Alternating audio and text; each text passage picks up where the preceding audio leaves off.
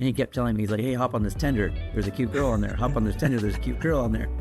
And I was like, I don't need to worry about that. Anyways, I hopped on the tender and met my wife. When I first started, like I knew that my product was the best that I could get it. Mm-hmm. But it wouldn't have been without like the customers coming back and like their like appreciation. Yeah. They were like thankful and like, you know, like I never even ever thought once somebody would tip me, right? And every once in a while somebody would tip me and I was like, oh my goodness. My parents moved to Alaska when I was 3 on a school bus. Yeah. And my dad, he just kind of jumped into commercial fishing when we got there. That was like what the whole town does for income. Yeah. So that was your mainstay. Looking for real stories of real people making a difference in the Grand Canyon State? Welcome to Finding Arizona podcast. We sit down with Arizona's inspiring entrepreneurs, creatives, and community leaders and give you a front row seat to their journeys, passions, and projects. Whether you're a local trying to find a hidden gem or just enjoy watching someone chase their dreams, Finding Arizona is your go-to place for authentic conversations with a desert twist. New episodes drop weekly, so hit subscribe and start exploring Arizona one story at a time.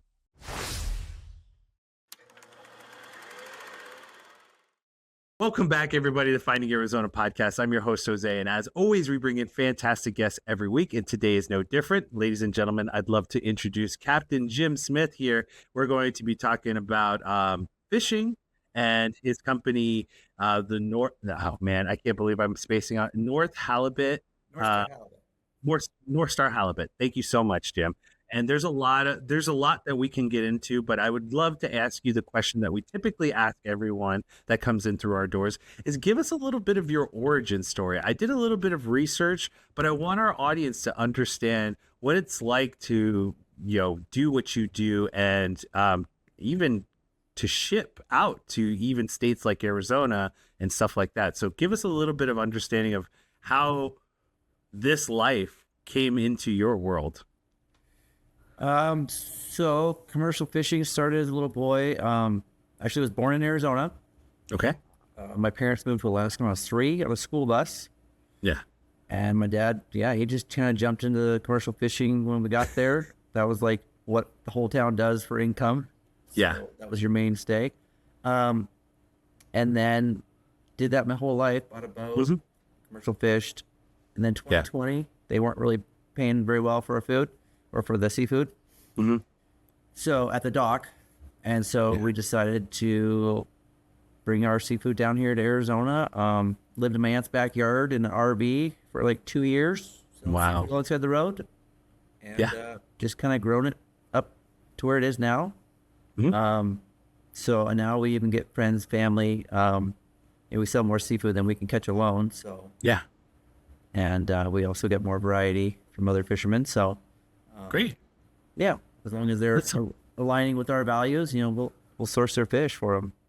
I love that. I mean, again, it's something that I find it's important when you get to know your local fishery and local fishermen and along with some of the other places like the farmer and the butcher and all of those other people that come into your world that affect your eating habits. It's nice to know them by first name basis, but it's also nice to know the foundational things that they believe in, some of the kind of fundamental aspects of how they go about their business or how they go about even treating the food that you put into your body. It's very important that we get those kind of understanding of like, what are your core values? What do you believe in? How do you go about treating these these products that you deliver to other people?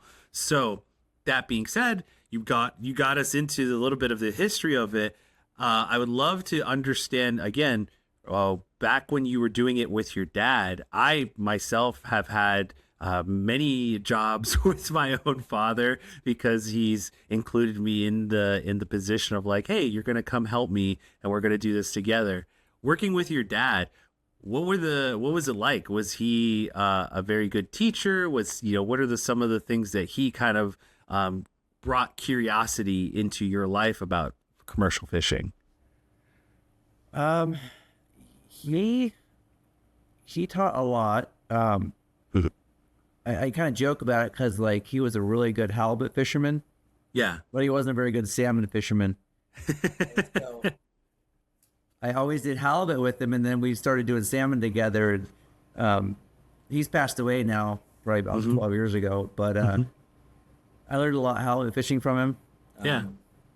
And yeah, he was very good at learning about that fishery, and that's still one of my favorite fisheries to do. So Yeah. probably has a lot of memories tied with it too. So Yeah, I imagine so.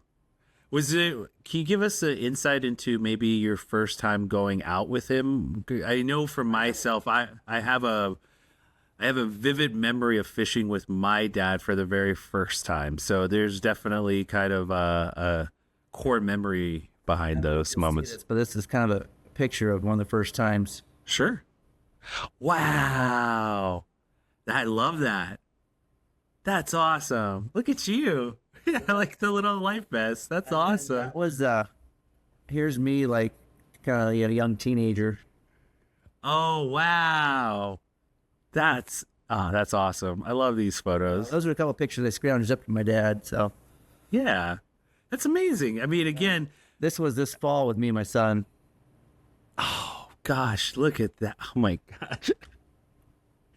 I want photos like these. I have one, and then this is kind of like the dad in us, where my dad had a photo of him in just like, he just had a jeans on. I think it was just like after work one day, and my mom caught this really nice photo of him picking me up as a baby, and I recreated that picture with my son, and so I love those types of photos where it's like it's a vivid memory that you love, but it's also something that you can kind of artistically recreate or artistically connect with when you do other things with your lineage, like your son or your daughter or anything like that. It's always, it makes me feel like, oh yeah, there's something the connection's still there between fishing and life.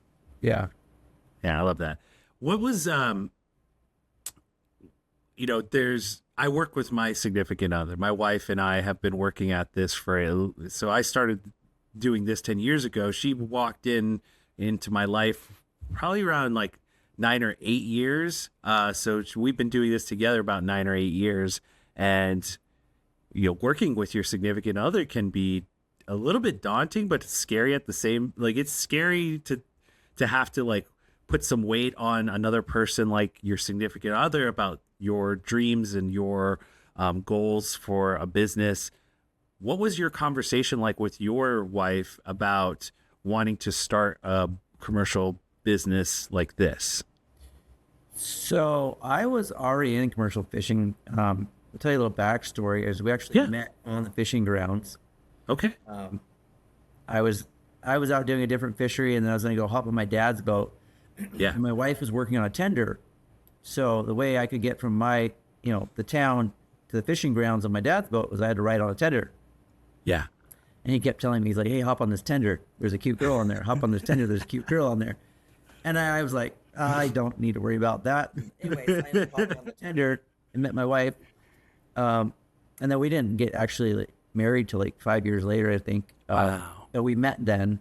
And, and then so fast forward 5 years, we get married. We have a kid on the boat. Mm-hmm. And I was doing a fishery out of town. Mm-hmm. And she had my son on her back. Well, she actually fell in the fish hold with him on her back. Wow. And that to me was a big, like, at that point, I was like, okay, you guys are off the boat. Like, completely. Yeah. Like, Yeah. I couldn't handle the stress. I think it scared her too. Yeah. That could have been way worse. Like, let's just not do that. So we took a couple of years off from that, which was hard because then she was at home with babies and I was gone fishing. And then she had always kind of pushed me into direct marketing. We kind of backed off of some of the fisheries so we could spend more time at home. Yeah. Which was a little harder as far as financially. Yeah. It let us have more time together.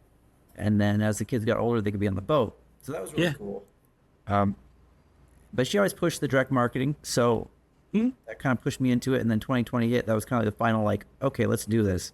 Yeah. So what about been there.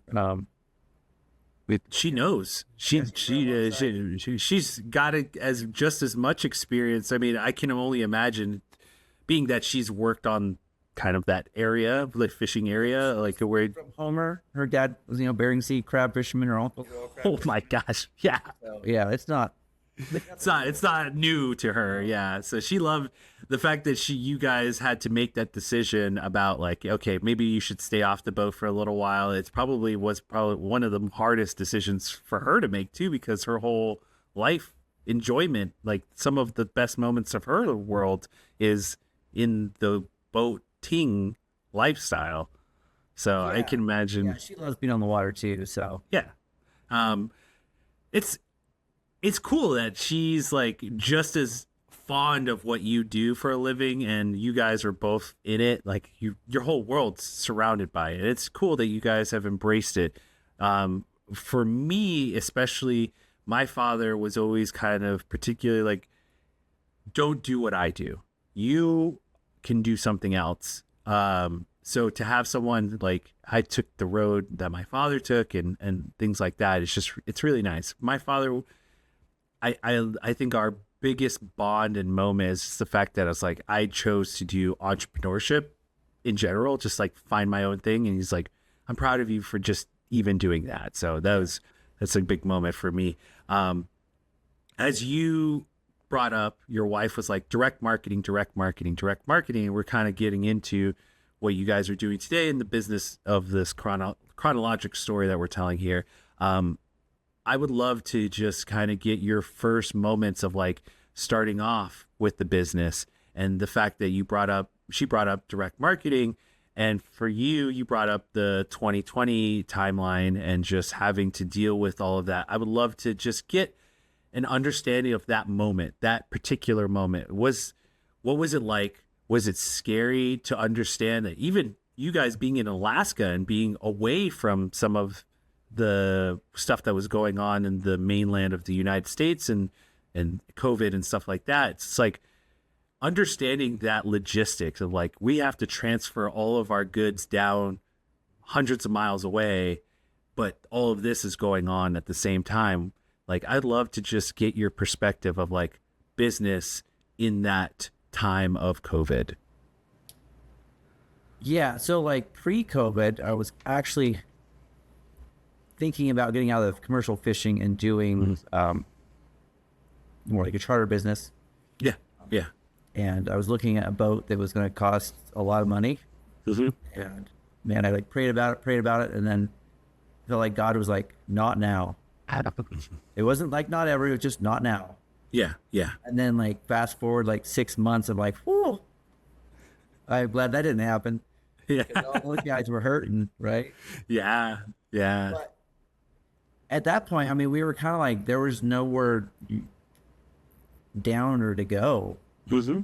Like, if we didn't get any money for a fish, like we were just going to be hurt anyway. So it wasn't, Yeah. I feel like there wasn't a lot on the line because we were already at a low. Yeah. And so that actually was like maybe the help that we needed. Mm-hmm. And so, yeah, it was a little scary as far as like being a fisherman and not knowing any business or retail or sales. Yeah. Like that part of it was like, I think I probably hid behind the counter in my little sales trailer most of the time for the first 4 months. But then I got more comfortable with it. It got more fun. A lot of the customers we've had were great. Like, Great. yeah, like 2020, they were out, like they were love to buy from somebody alongside the road. Perfect. Yeah, it was interesting. So farmers markets were doing real well then too, because Yeah. we're tending to go there versus going to the grocery store. People were cooking at home more. And so it was really receptive. My curiosity has always been on the bigger things, like the bigger effects of like things like COVID and just bigger monumental, like, because what I heard was the effect of like people staying home means that some of the transit stuff like trains, boats, things like that, there weren't as many of them out on the seas or out doing the things that they needed to do, which in turn helped a lot of like things like sea creatures, sea life grow in population or stuff like that. I don't know. I'm just like kind of looking at it in these like bigger reflections of like people not doing something, human life stopping, and then other life kind of creeping forward and moving along in evolution, or just kind of not doing the same thing as a human, or the process of what humans take away. It just meant an influx of other things going on. So I was just curious if that ever, I guess, drew into what you were doing as for a living. For the most part, it seemed like all fisheries still went almost as normal. Okay. Yeah. There's a lot more regulations, stipulations, restrictions. Okay. Yeah. Okay. There was That's definitely a lot perfect. more rules. I mean, there was Yeah. frustrations a lot of guys had. There's probably a few guys less fished, but in general, everybody, that was their income, so you don't Yeah. Nothing changes. choice to not go to work. Got it. And Wow, you're on a that boat, is- so, you know, if Yeah. 3 people on a boat and nobody's sick when you're on the boat, then it's kind of hard to get sick when you're in Yeah. the middle of the ocean. Are you guys looking back at those moments where it's like, okay, we're transitioning and we're going to move forward into doing this more of a singular entity and less of like, this is about you guys and what you bring to the table. So I would love to understand, like, from a branding standpoint, from between you and your wife, of like, how did you guys come to the decision, one, on the name itself? I would love to understand that, but two, on just some of the things that you decided to move into for digital side, which is building a website. What was that experience like? Also moving into like, you weren't as much behind the sales counter, but as 2020 provided more opportunity for that, you found yourself more comfortable in that position. So just kind of the insights of like that, where it's like you're doing a lot more of what you weren't doing before, and what did that mean to you for in that position of time? Yeah, it's definitely, maybe if I get your answer it correctly, but there was definitely a lot to learn. Becoming a fisherman on the back deck of a boat, where all your issues and, I guess you could say, emergencies are literally right in front of you, hands on. Yeah. And then when you get to like business side of the world, where it is like a website, it is trying to connect with somebody that's like across the state from you. It's all these things aren't hands on, they're digital, they're virtual. And Yeah. so that's been it's been a learning experience. I learned a lot. And like, I realized you almost don't know what you don't know until you don't know it. Yeah. I'm learning that way more and more now. Yeah, I don't know anything about this. I gotta learn. And so it's been a bunch of that. Yeah. The last 5 years, like, yeah.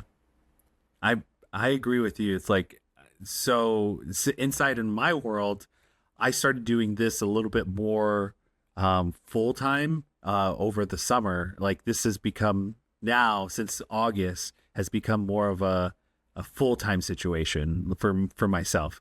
And it's scary because you think you have, like, I've been doing this for long enough that I think I have a grasp on all of the nuances, like, you know, little things that I'm like, oh yeah, I know how to answer that question, or I know how to fix that situation when that comes up. But then there are things where it's like, because I was dealing with it more on a part-time situation, that dealing when it switches over to full-time and in your face, and you're in charge, and you're, you know, in control of all these things, and you don't have the opportunity to push it away for later. It becomes more like, oh man, I don't know, or I don't have a grasp, or I don't have an understanding. I have to take more time to understand. It's just, I get it. It's I looked at the podcasting world too, and that's a pretty intense. I look at it now because, you know, I've been doing it for so long, and I was like, wow, I've come a long way since doing it in a garage where it's like, you know, we're in, you know, Phoenix. It's like, I was doing screen printing, and I was doing it out of that garage, but that garage was so hot because we were screen printing. The t-shirts need to go in the dryer. It's 115 just in the room alone. And so, it's, I don't know. I mean, I look back on my journey and I think to myself, I'm like, I put a lot of effort into this, but I also got a lot out of it. And it's been a lot of fun. It's been a lot of fun. Blood, sweat, and tears to get where you are. Yeah. And same for you. Same for you. I mean, I can't, like, we were talking off air about like just the amount of respect that we have for the water and growing up around it, and me in particular growing up not really around it. So it's one of those things where it's like reflection on just the amount of time that you've spent to earn your stripes, and the fact that you, like, again, spend so much time on a vessel and moving vessel. It's, to me, it's incredible. It's like you're a seaworthy fisherman. Like you could go across the Pacific and it would blow my mind. It's just amazing how much the fisherman lifestyle and people, I have total respect for it, because it's, again, to go out that far, or even to go out and do the work that you do, and then to come back and then have to be a salesman, have to do, feed your kids, be a family man. It's like, you guys work your ass off. Well, kudos. What I was doing, that's for sure. Yeah, I can imagine. And I mean, also, it's just like this job position, whatever career, whatever you want to call it, it's like the fact that it has lasted and been a testament of time. Your father did it. I imagine that there's some kind of lineage of people in your life that all of them, water people, fishermen, surfer, whatever it may be, there's a level of like, I respect it. It's so cool. And it's so great that there are people like you, families like you, that want to share that with others like myself. So I have a really quick question. You brought up that you were living in Arizona. What is your connection to Arizona? How is your family? Is one part of your family here? Is there something that like ties you down here? Yeah. So my mom was born here in Arizona. Okay. And then my mom and dad got married here. And I was born here. Okay. We moved, I was, I think, like 2 or 3. Thanks.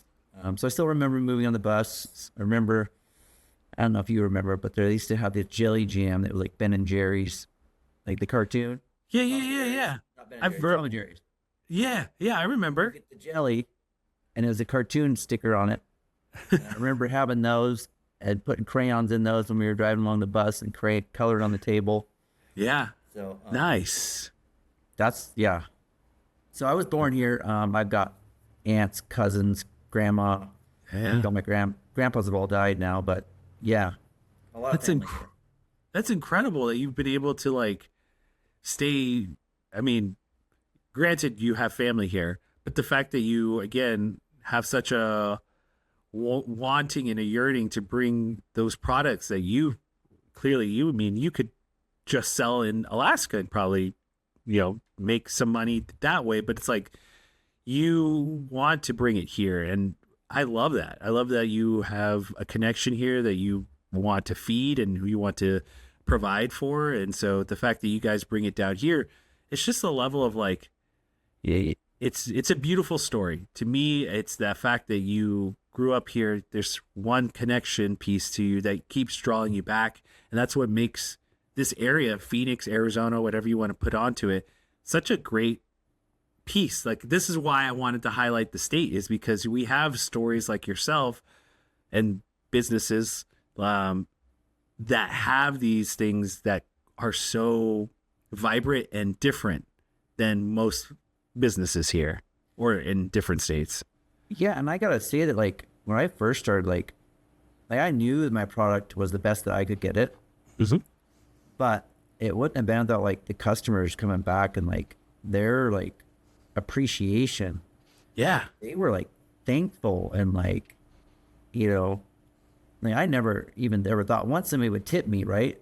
And every once in a while somebody would tip me and I was like, oh my goodness, like, and they were super thankful and like, yeah, just the customers, like, especially in the beginning, I had a small customer base, but they were just amazing.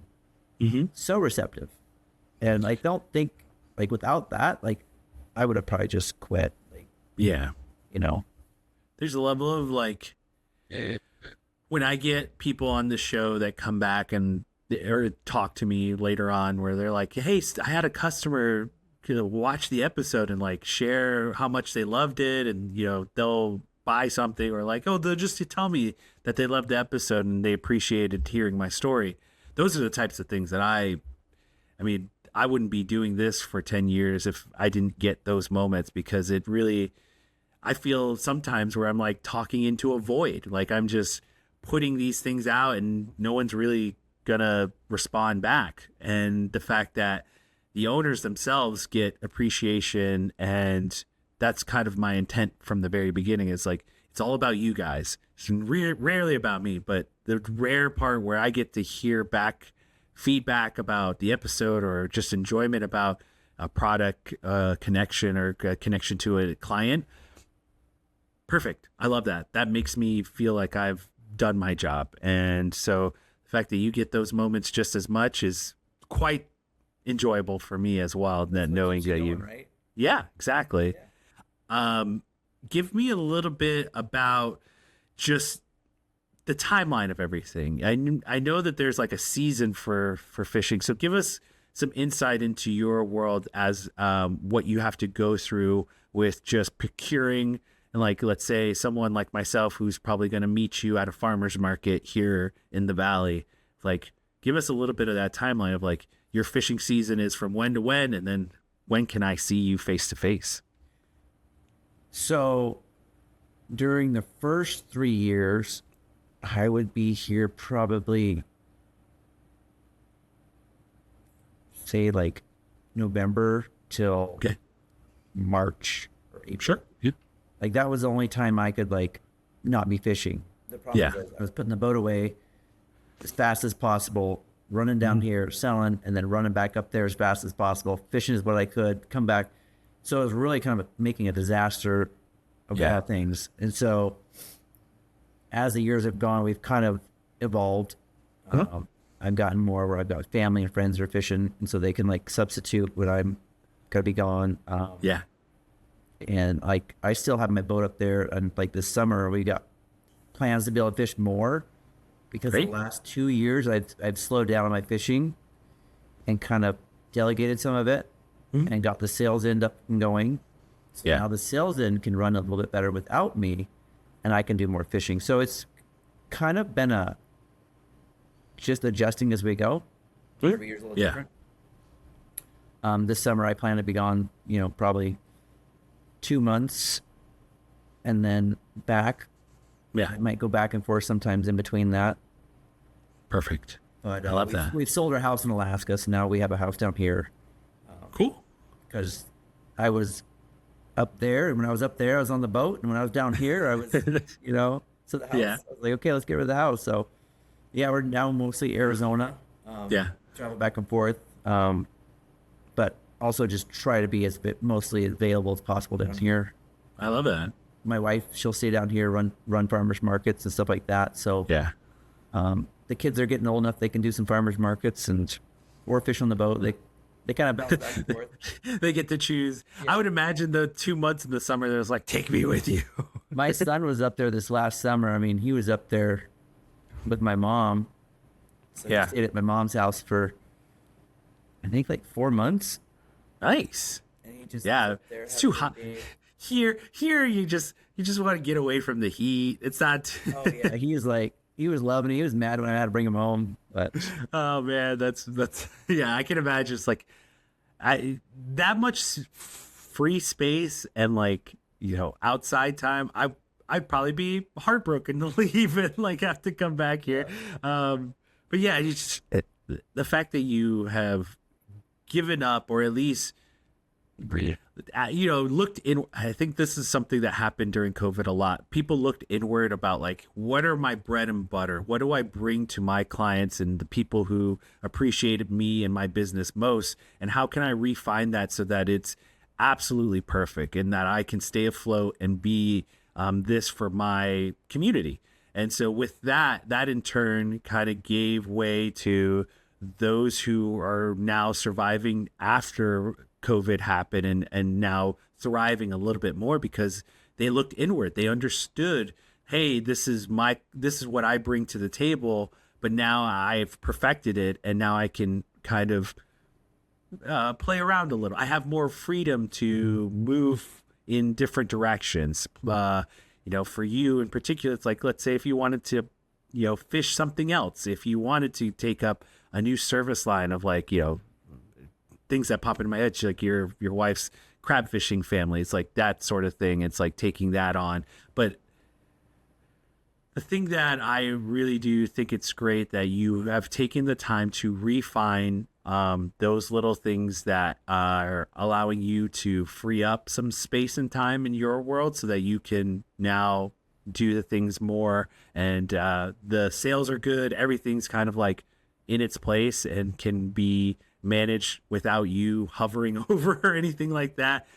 It's great that you have this opportunity now to go back to the thing that you love most, or you think that provided you that freedom to begin with, is that fishing time. And so that's really cool. Have you thought about, I guess, I haven't taken the time to really understand what you guys, the products that you guys have you thought about expanding that line? Have you ever thought about going and fishing for other things? Yeah, I mean, we're constantly kind of changing, trying to get more products, more services. Yeah. And there is, like what you kind of mentioned before, where you kind of cut off things that maybe they're more of a distraction, right? Yeah. Yeah. So yeah, we're always trying to fine tune. I've got a few things we're trying to bring online probably by the end of the year. Yeah. So we're kind of excited about those. Great. But yeah, I mean, we've got friends and family. I grew up in the town, and so I know, I mean, the old guys all the way to the young guys and their sons. Yeah. So I know all the fishermen. I know who's actually taking good care of their fish. Good. And so then I could source it from them. I know the guy that does our cutting and processing. I know him for like a long time before I even started doing this. Yeah. So, and he had 30 years of experience before he even started doing the custom cutting and stuff. So really, that's cool. There's a lot to it. And then yeah. I mean, it doesn't really make a big difference, but I mean, I even know all the people at the airport who are putting it on the airplane. You know what I mean? So connection with who's handling it. Logistically, yeah, that's important. And so that part's really important. And just, making sure it's a good product. And then that allows, especially if somebody's got a handle on that, you can do something different, work on something different. Yeah. Grow something different. Yeah. I think it's incredible that you have such a personalization to every step of the logistics of like, from the Alaskan standpoint of like, I know the fishermen, I know the cutters, I know the processors, I know even the handlers of the food that are going to go onto the plane. It's like, that's very important because again, that shows that you can step in when the time or when it's needed to handle certain very specific things that go into your products. So it's like, hey, we need a better cut, or we need a better, time between shipping and processing. Like you can step in and make those fine tune changes. So it's incredible that you have that ability. And again, it goes a long way to say that it's like, you know the guys' names and they respect you enough to be like, hey, we're going to make this right for Jim and do the right thing and make sure that it goes out right. So that's incredible. The fisherman's character comes out in their fish. Yeah. So I know most of their characters, and you can, the product expresses their character too. So yeah. Have you ever, I imagine you've seen this or you've done this enough where there's been a moment of like, we're not going to send this out because it's not to our product standards, or has that ever come up in your time working? Yeah, it does. I try to pick and choose, like you said, the fishermen, so that the character's there to have a good quality product. But people are people. Mm-hmm. Sometimes it's in the packaging, sometimes it's in the shipping. And quite frankly, a lot of it is still good food. Yeah. It just doesn't look nice. and so I just bring it home and we eat it. That's fine. I love that. I love that. It's like, hey, look, it's perfectly fine. We just choose not to send it out to another person. We will eat it, and it doesn't go to If I waste. see that the broken seal and it's starting to get frosty inside, like Yeah. it's still good for another like couple weeks, but like if your customer doesn't eat it within that couple weeks, then it gets Yeah. bad. So I'll just take it home and we'll just eat it. I perfectly get You it. get some that maybe didn't get bled very well and it looks a little bloody. Especially if it's fresh, there's nothing wrong with it. I'll just take it home and eat it. Yeah. I usually like to kind of flip the switch and kind of move towards futures and goal setting and things like that towards the end of our conversation. So one of the things I would like to kind of ask you, being that you brought up your son goes with you and the fact that we were talking off air about fatherhood, your legacy towards this business is something that is going to be very influential and just something I find intriguing, because my son is only 4 and he does demonstrate some kind of interest in what I do for podcasting. And your son has showed the same kind of acumen of like wanting to do what you do. What does that mean for you? What does that mean for your family? Like not only you, but your wife, what would you think your father would say about him doing the fisherman thing as well?